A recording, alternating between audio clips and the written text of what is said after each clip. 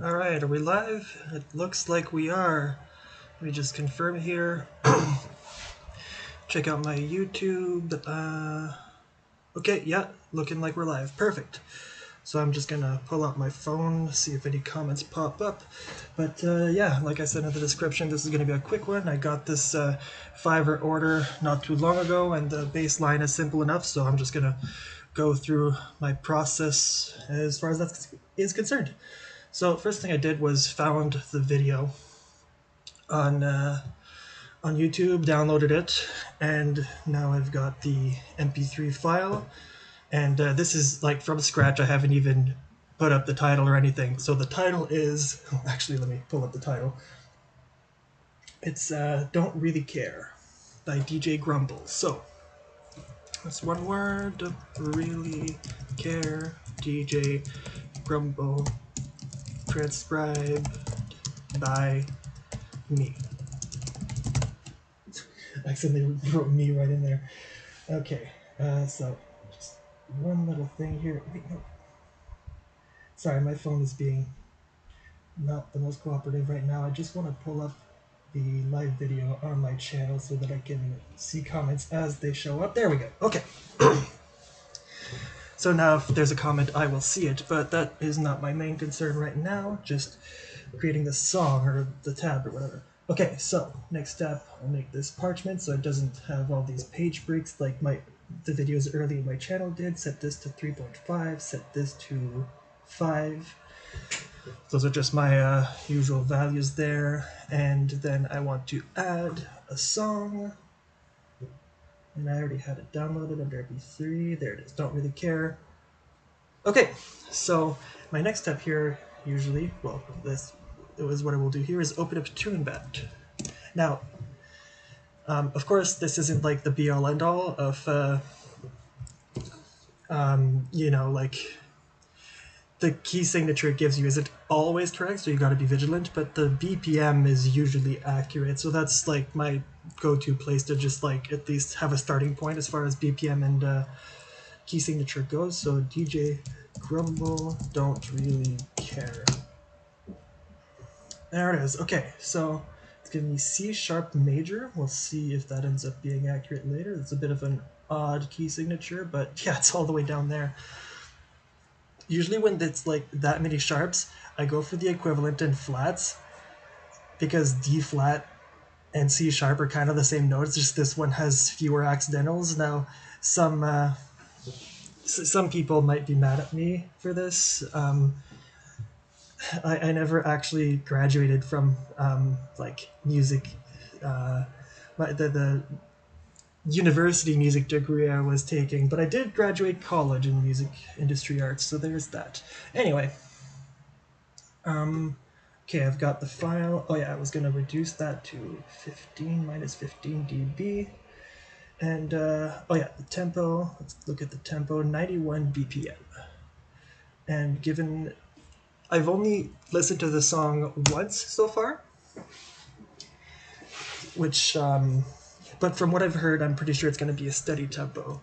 So I'm just going to zoom out here and click the little plus here, get all my bars in. Perfect.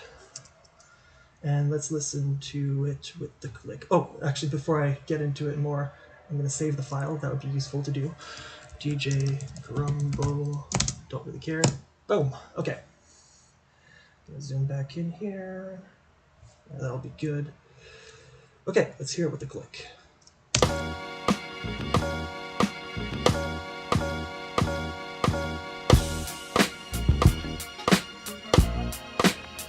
Okay, so it's a little faster than what the click would suggest. I'm just gonna see, okay, 91 times 2 is 182, so let's do 181, just to see if it meshes.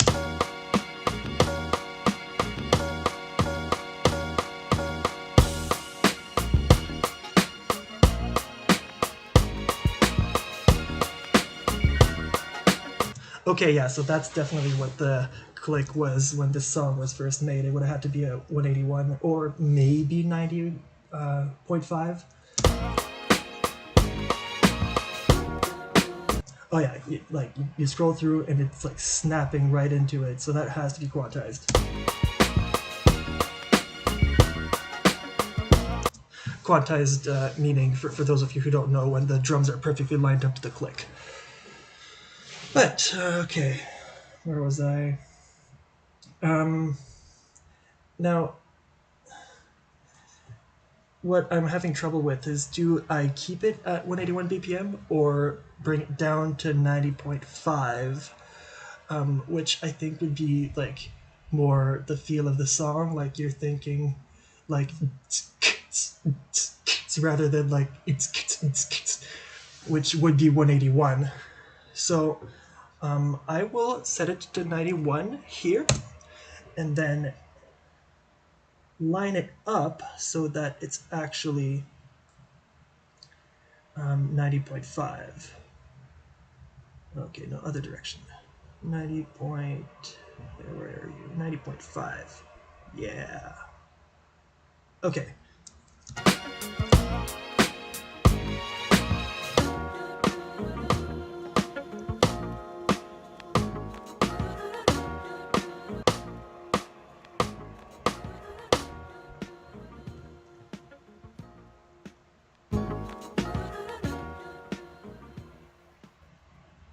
Okay, so I cranked the volume up there so I could hear exactly where the fade out ends. I'll bring it back down to 15, and I'll do something cool with the fade out afterwards. I'll show you how I make those happen.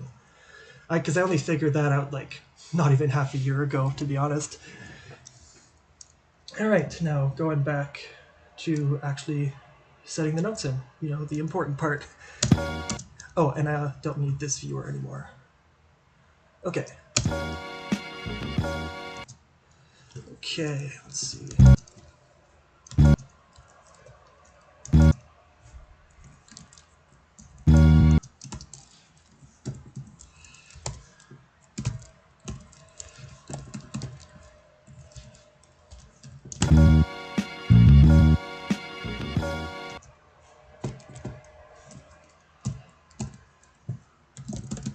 Oops, no, not what I want, not what I want. There we go.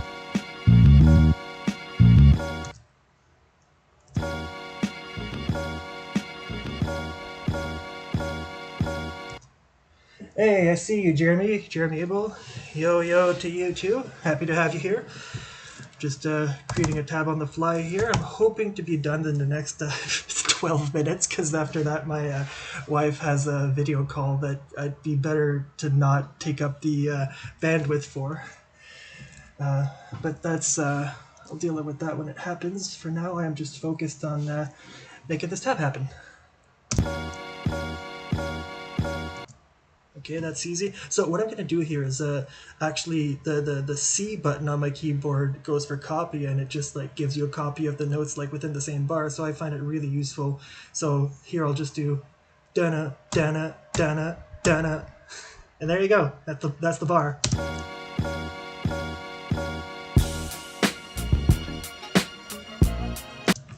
Okay, so the same intro to this bar, except this is all rests. That's 4.5. Yeah, there we go.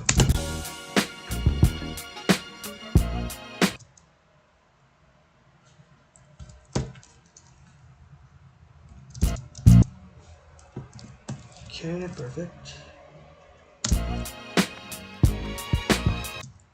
Okay, then back to double. Whoops.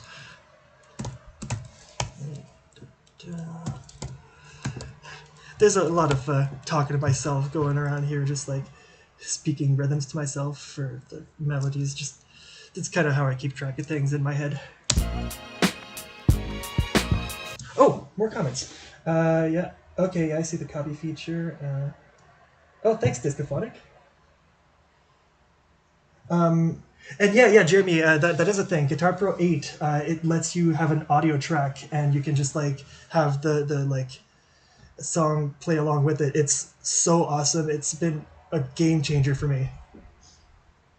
And yeah, right now it's how I get the accurate tempos in my videos. But if you look at like live streams I had prior to May of last year, I had to do that shit manually. It was not fun. It took me hours sometimes, but that's not here or there.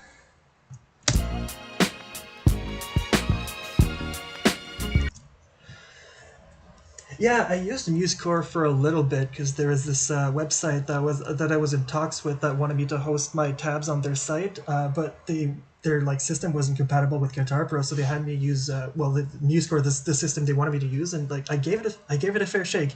I actually did make a couple tabs for them, which I never published, but anyway, it's like I might. If I had started with MuseCore, I might have kept going with it, but the hotkeys are just not the same.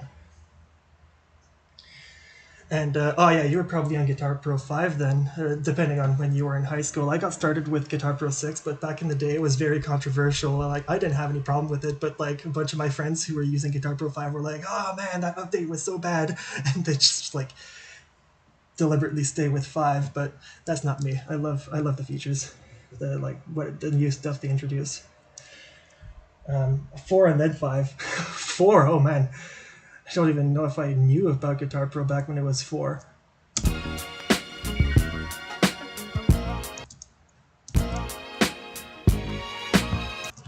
Okay, so that's a copy and paste.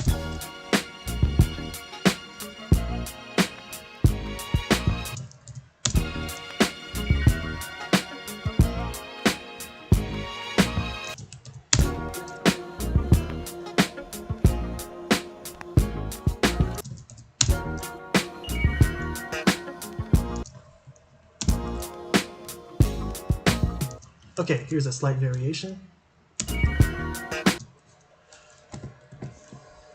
We'll have that little slappy slap here, and that's Control Shift 4, I believe. Yeah. Oh, yeah, the poppy pop, not the slappy slap. And here we want a full round. There we go. And let's just hear it side by side.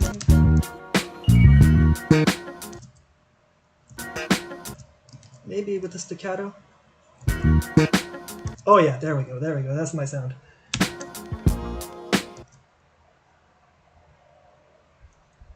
Yeah, I do prefer to write it all out rather than use repeats. Like, I get that.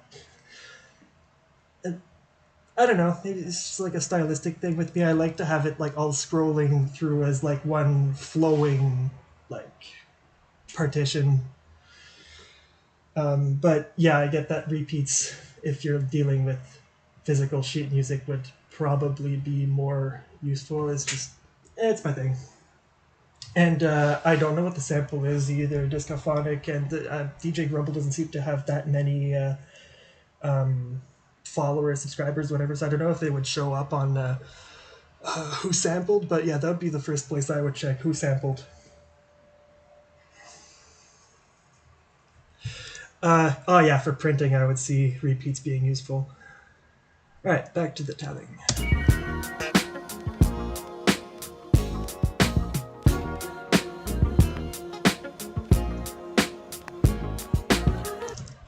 Whoops, there.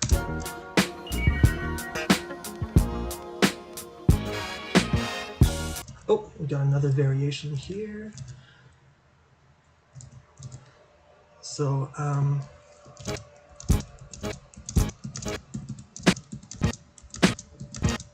oh yeah, those sound like octaves.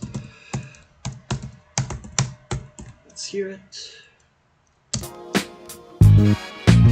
There we are. All right, cool.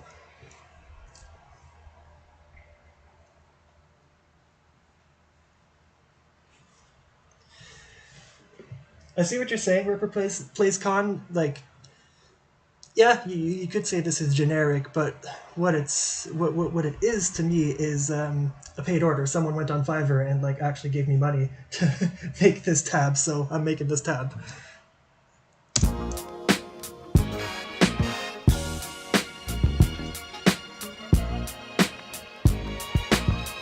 Okay, let's go with those same 2 bars and paste.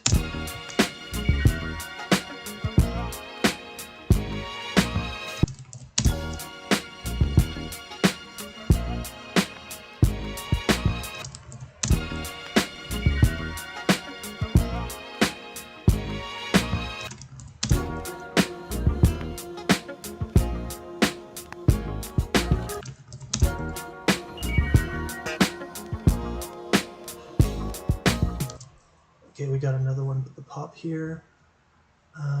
Let's copy those.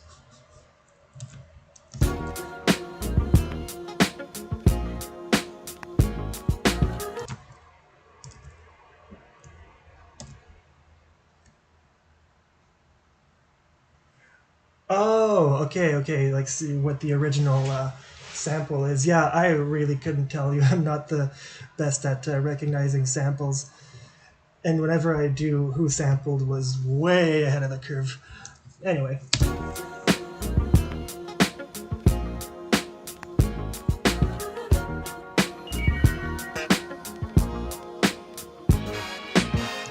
It's another one of those with the octaves. Where were my bars? There we are.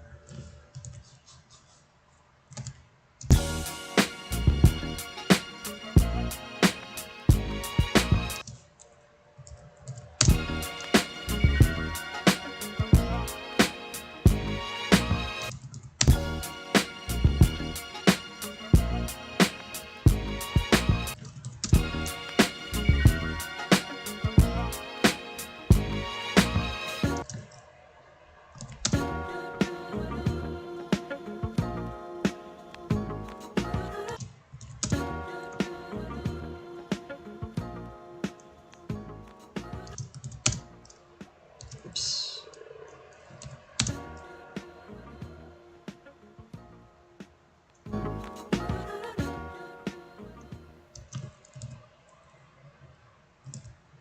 And there we go. Those are the notes.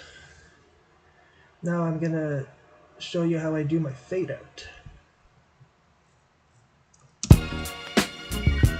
First things first, I want to find out where it starts fading out.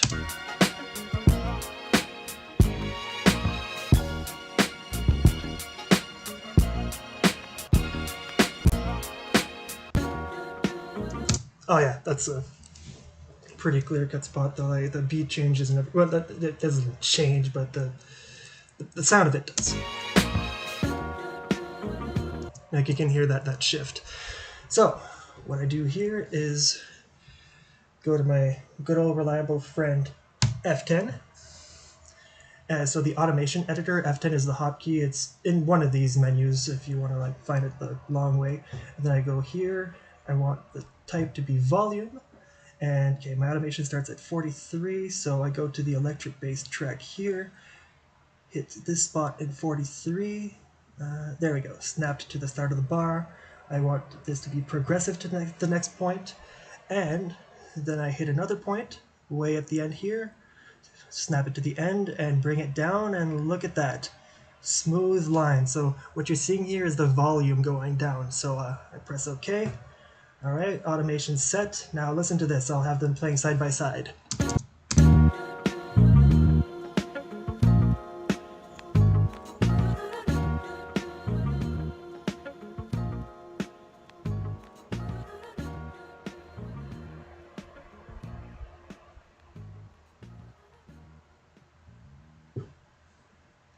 Now, this would have been more impressive if I was actually doing a video for this, but the person who paid me on Fiverr only paid for the files themselves.